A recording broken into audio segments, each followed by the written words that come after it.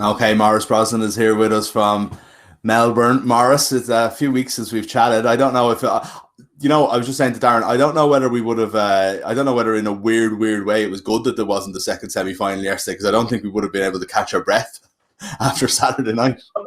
I know, it's kind of crazy. Finally, we have a much welcome opportunity to kind of breathe and take in what we saw. And it was the culmination of nearly everything we've talked about over the last couple of weeks, Mick, really. Yes, in terms of conditioning, execution of basic skills, hand signals. We even saw Brian Howard doing that in the second half. It all kind of came together yesterday and proved quite telling. So it was nearly fitting, really, that we're catching up after that game. Yeah, absolutely. Yeah. Look, we wanted to talk about a couple of different things to get into it. We'll start looking ahead to the hurling final. We'll talk about Liam Sheedy. We want to talk about a more general sort of sense of promotions of the game and stuff. But look, we touched on it already on the show about the reaction to Conor Lane. But I know it's something that you wanted to talk about. Like, you know me and you have known each other for a long time. I'm not the most sympathetic always to referees. I tend to overreact. I'm somebody in the moment who might even jump on an old conspiracy theory or two when my team is involved. But even watching on Saturday night, it started to feel uncomfortable even during extra time, how focused everybody was on a couple of decisions. And then as we went through Saturday night and all day yesterday and even this morning, I feel like an empire crumbled on Saturday night. The team who have been trying to knock them for so long were the team that triumphed. There's an amazing story in Mayo themselves. And everybody is just talking about the referee. It's too much, like. Oh, it's baffling. And it's absolutely mind-numbing. The diehard listeners of the so-called Weaker podcast will remember I banned talking about referees at one stage because I was just so sick of it. Yeah. And to be honest, my thought process on that hasn't changed. Firstly, the reason that I did that, the reason I hate this conversation is because nothing ever changes. We overanalyze to the nth degree. We work ourselves up into a massive frenzy. Nothing improves. There's no suggestions on how we make things better. Nothing changes. It's repeat, recycle every single week. But secondly, I actually think it's counterintuitive. I think we're doing more damage than we realize with these conversations. If you offer me diamonds, I wouldn't be an inter-county referee. There's nothing I could imagine disliking more. But if I was a referee, I would be terrified of every single decision, because this is the way, to my mind, this is the way a referee is approaching games now. If I decide to send somebody off, I know I'm going to be undermined and most likely be overturned on appeal, especially in an All-Ireland semi-final. That's just a precedent now.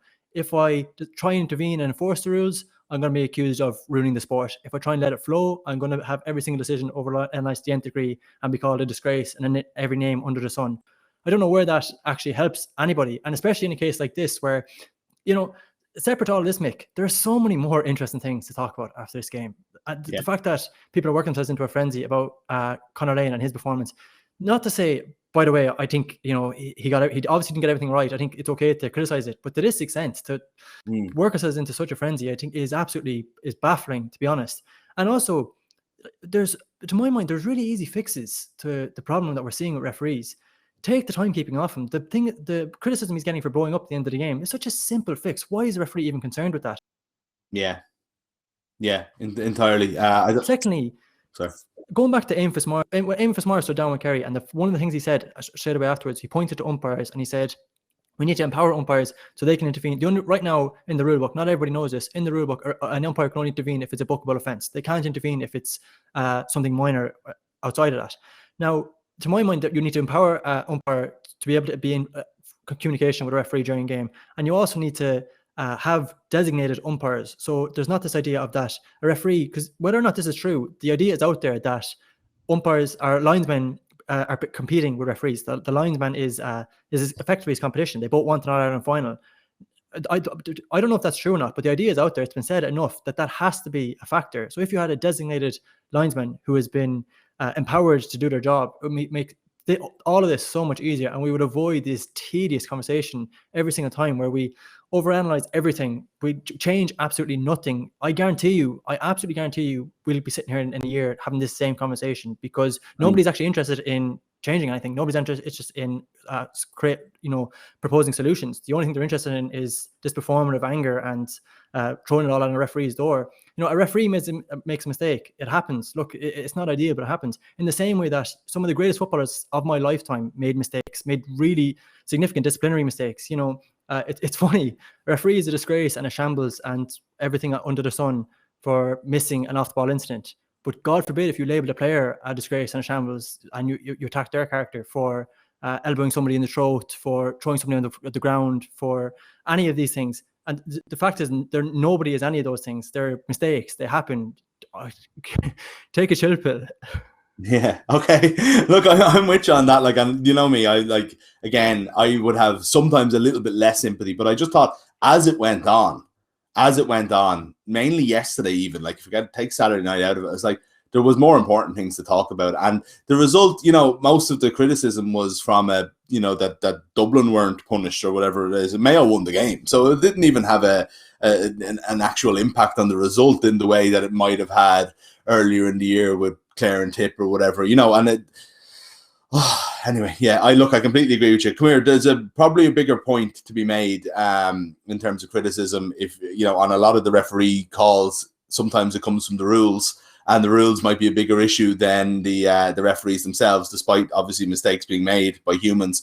But in another way that you can look at, my segue has gone completely arseways here, Maurice, but you've been given out all year about the promotion of the game and where, we're, as you said, we finally have time to breathe because of a COVID outbreak robbed us of another All-Ireland semi-final this week and indeed next week. And look, thankfully, in a weird way, we've got an All-Ireland final weekend on its own next week and not lumped in with a football semi-final, But there's lots of reasons for it. We know what they are. The club game, the club player.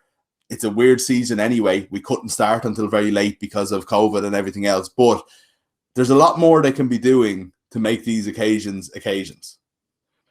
Yeah, exactly. And I should clarify all of this before I unleash my spiel here. That unleash hell.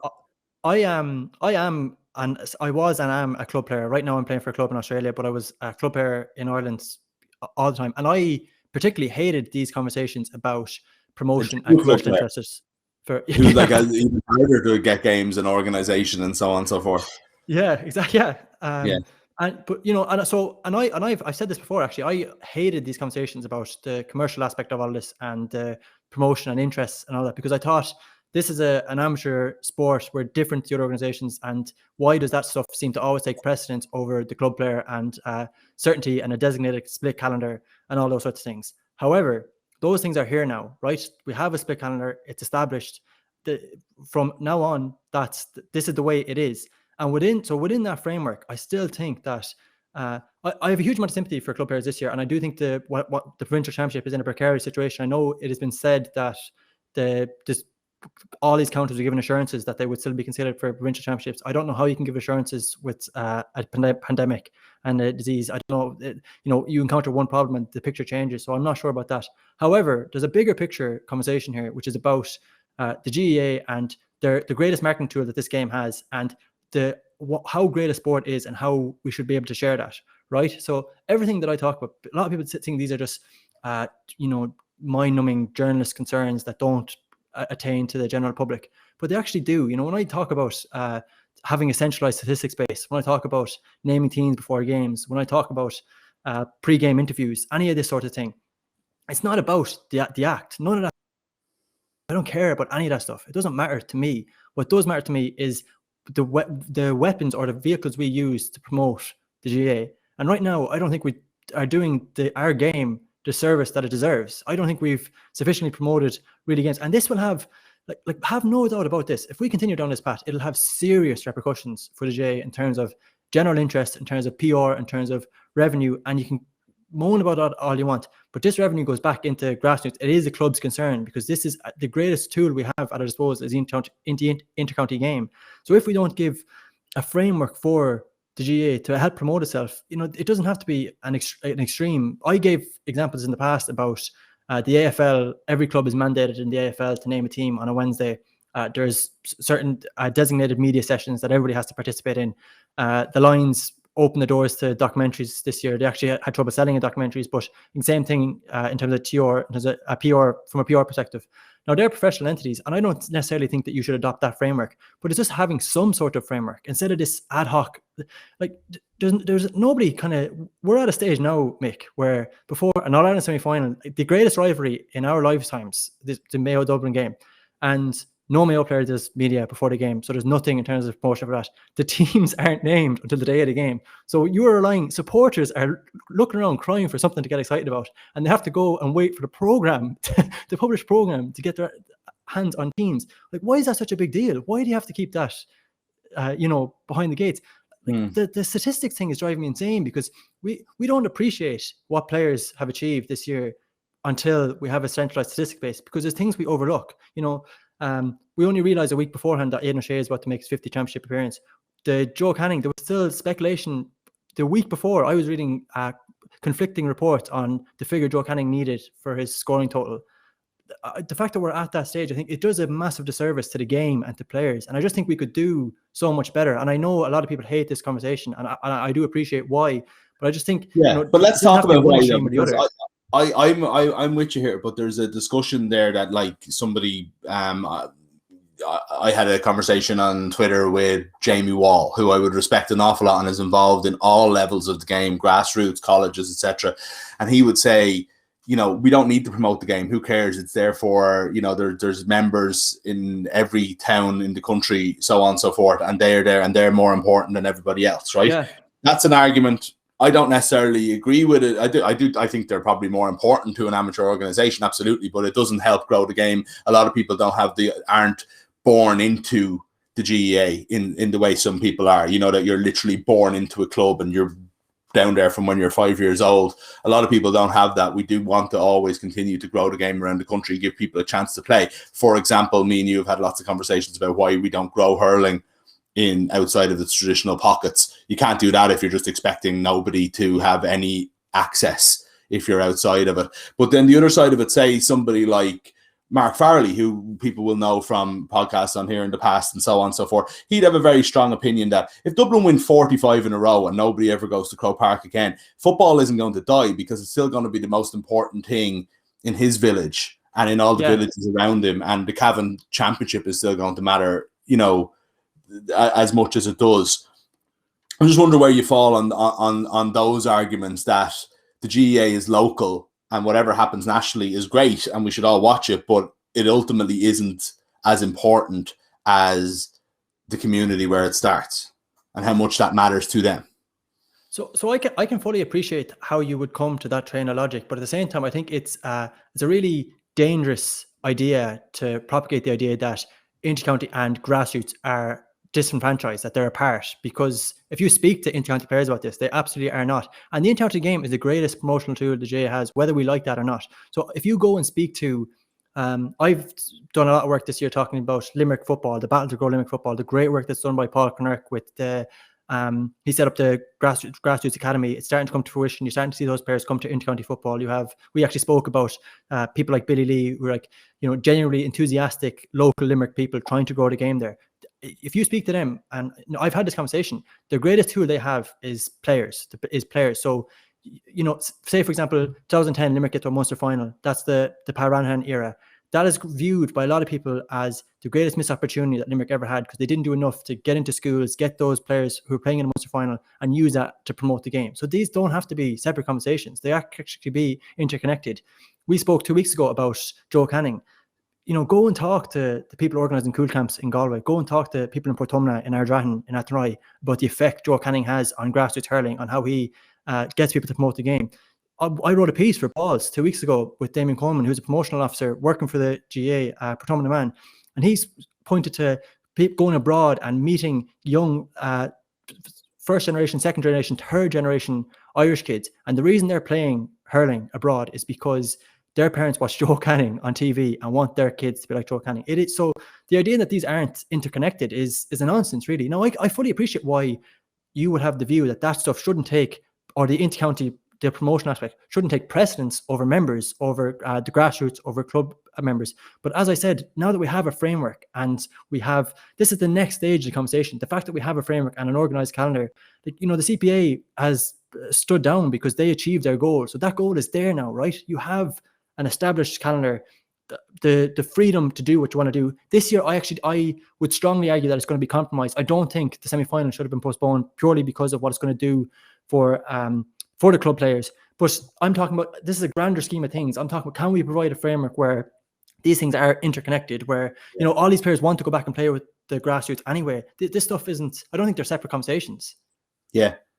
And then within that, we can still do a lot more to encourage the promotion of a game. And I would say that there's a feeling to me now, it kind of caught life a little bit this weekend, and that's fair enough. But there's a feeling to me that there's a GAA that's happening this summer that's a little bit lost. Now, it's the busiest weekend you'll ever have. It's the busiest summer you'll ever have because everything is postponed and so on. And we've the usual odd number, like things like the Lions Tour mixed in with the Euros and the Olympics and so on, that will never happen again. But it's also a shortened summer. It's also, you know, I don't know. And I just feel that the games are coming. Everybody's watching them when they're on. But sometimes we're not even sure when they're on, you can go and find all these things. They're available, but they're not as in your face as they would. And I don't know whether it feels to you that the GAA, you're outside it. You're obviously not in the country, but you're following everything. If the GAA is just taking a little bit of a back step this summer, and then when it happens, like it did on Saturday night, or did when Cork won a couple of weeks ago, or you know, it's like, it's still the biggest thing out there. It's still the thing that people get most emotional about. It's still the thing most get into. But it's like we're relying on Cork and Kilkenny people getting hyped up in the week that's in it, but not nationally. We're relying on Mayo people getting hyped up this week, but not nationally. You know, and then it happens. Everybody goes nuts. And it's like, I'm already kind of thinking we're going to have a very quiet build-up to Limerick and Cork this weekend. And then come Saturday, come Sunday afternoon, it'll feel like All-Ireland Day, and that's great. And then people will forget the fact that we haven't really talked about this for 4 or 5 days in the way we used to. And I don't know why that is. It's obviously touching on a few of the points that you're making, but I also just think that we're just sort of lost a little bit. It feels like a throwaway lost summer, not as much as it was last year, obviously, when it was in, you know, empty stadiums in Croke Park, and we had a run off basically to try and get it all done before Christmas. But it doesn't feel back to the way it was in 2018, 2019. Yeah, and to be honest, I think this is just going to be, this is probably a bit of a cynical way of looking at it. I think that potentially is the way it's just going to be with a condensed calendar. I just think things are going to get lost. It's going to feel rushed. You can point to the Lions and Olympics, which are legitimate concerns, but there's going to be stuff every summer. You know, I do feel like when you have a shortened calendar, this stuff is going to happen. Now, at the same time, you know, I think that's an acceptable sacrifice to make for what we're trying to achieve here, which is to give club players a designated, some sort of structure, certainty. However, this conversation filters back to what I just mentioned, which is that now that we have that framework, could we do more to, you know, these are great games, Mick. Like we're watching a great game. We're watching some of the all-time great players. I just think we could do, I don't know why, you know, to some people it's a really controversial opinion. Why can't we celebrate that more? Why can't we allow that to be a marketing tool to grow the game more? You know, this stuff doesn't have to be all in isolation. You know, go back, what was it, 5 years ago, and Richard Cody and I mean Carlo in general, right? But the Cody brothers came out particularly and were particularly vocal about what needed to happen so Carlo have Joe McDonagh success, have a brief rotation in the championship. There's a lot of buzz about it. And what does he point to? He points to the promotion of their intercounty team, not because he's interested in having his name in the paper or screen picture on TV, not because he wants to facilitate journalists, because the number of senior clubs in Carlow is dwindling every single year. Youngsters in Carlow aren't walking around in Carlow jerseys, they're walking around in Kilkenny jerseys. Why is that the case? Because they never see Carlow on the Sunday game. They don't see their team playing. They don't see any sort of sense of what they could achieve.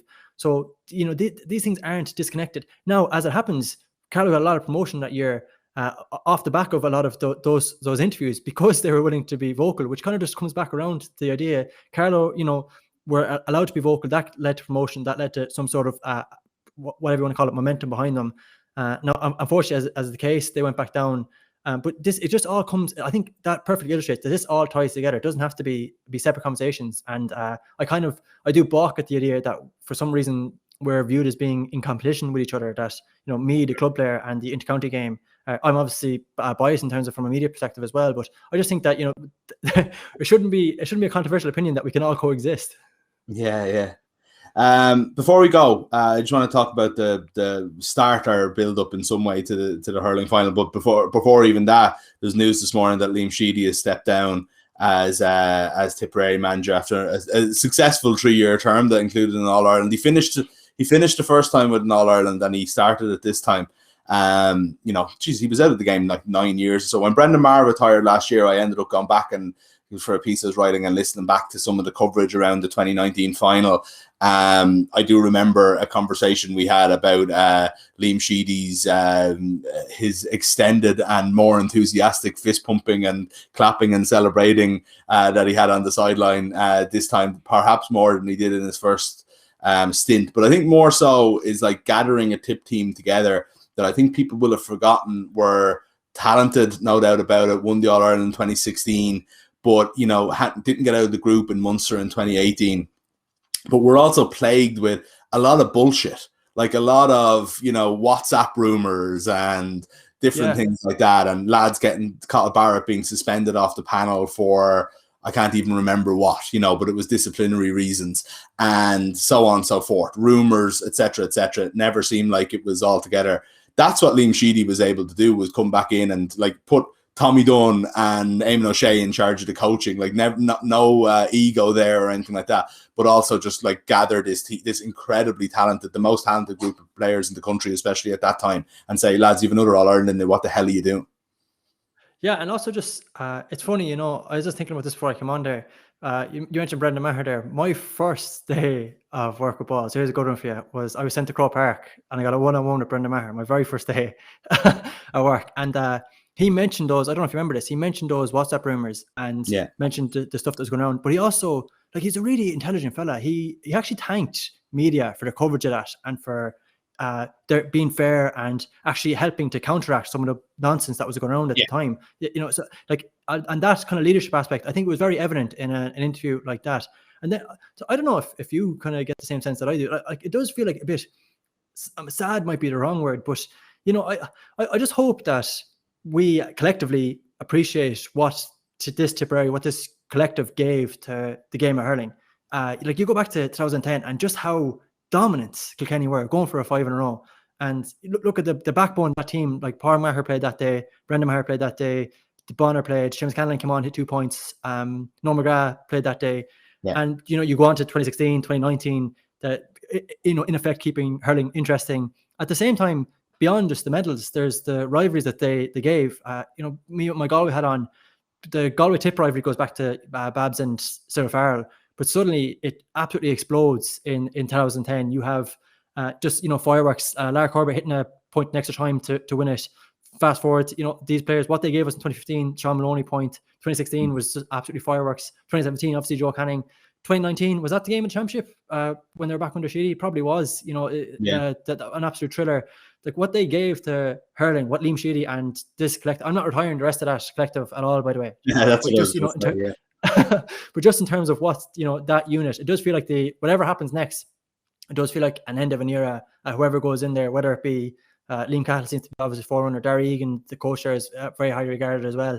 Whatever happens to be, it does seem like there's going to be a bit of a clear out, a bit of kind of regeneration, I suppose, and move on to a new era. But I hope that amidst all of that conversation, it doesn't get lost what that unit, spearheaded by Liam Sheedy, gave to hurling, because it was just magic.